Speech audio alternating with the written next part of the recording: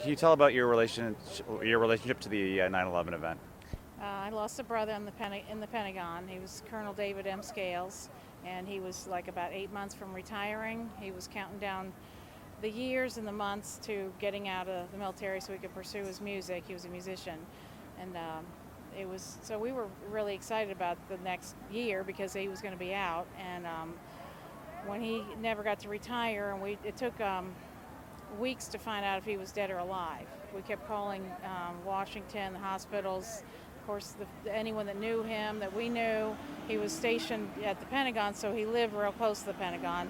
And he never answered his phone, and we kept calling, and we weren't anywhere nearby, so we couldn't just drive over there. We lived in Atlanta, Georgia at the time. My parents were in Lynchburg, Virginia. My other siblings were in South Carolina and Lexington, Kentucky. So it was really, really an awful time to go through, to go weeks every day not knowing what's going on, and all our family being in other states. So no, we couldn't even see each other, hug each other, or be together during this drama that was unfolding in our country. Our country was shut down. We were, the whole country was attacked. A lot of people think of it as like New York was attacked, the Pentagon was attacked, the whole country was attacked. And that every time I see a flag, I have a whole different feeling about 9/11 because, these people that hate us, and we're still under attack as a result. But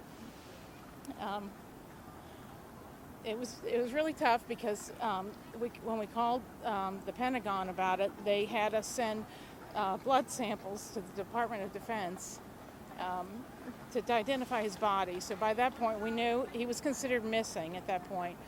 And so we knew it was probably bad news, of course, because there wouldn't be much left of him if he was a survivor. But anyway, it was about 2 weeks later till we knew for sure that they did identify his body through dental records.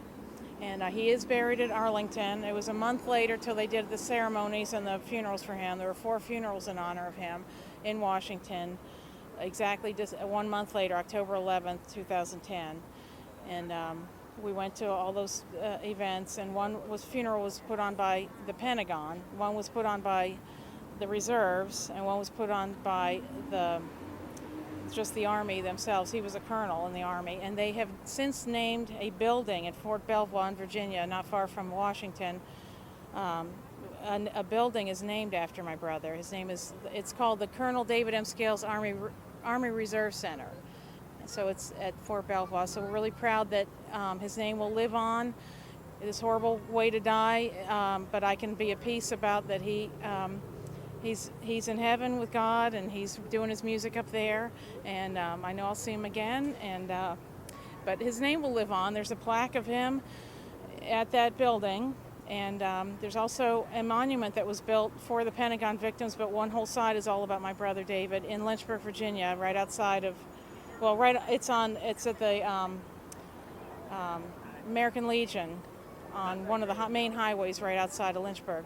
And my dad was a member of that at one time. And so one of the Boy Scouts in that area decided for his final project, his Eagle Scout project, to build a monument in honor of the victims. So that's what he did.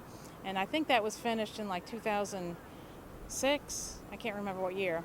And so we went to that event. But one whole side of it is to honor my brother. And he was involved with Lynchburg because my parents lived there. My grandmother lived there. He would go and play music at the Westminster Canterbury Old Folks Home.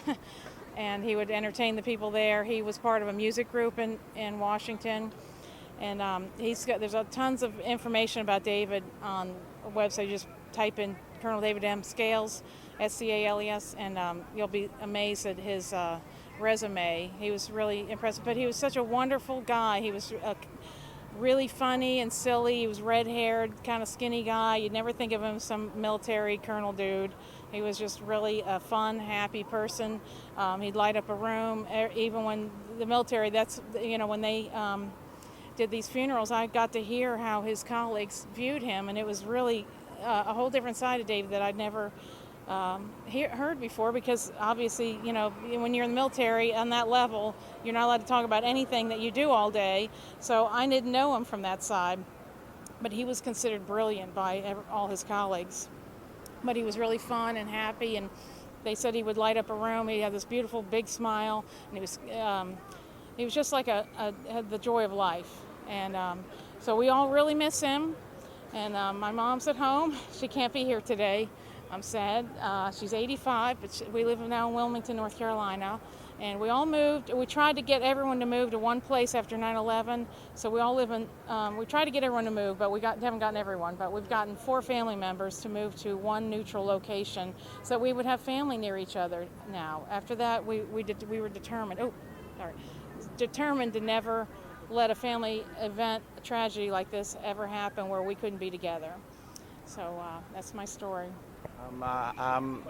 Do you feel sort of more at peace being at a place like New York versus being somewhere like Washington? Is it easier? I've always gone to Washington, but this year was the 10-year anniversary, and I got contacted by the mayor's office about being a reader. They wanted victims' families from all the different locations, the Pentagon, and also Shanksville, Pennsylvania.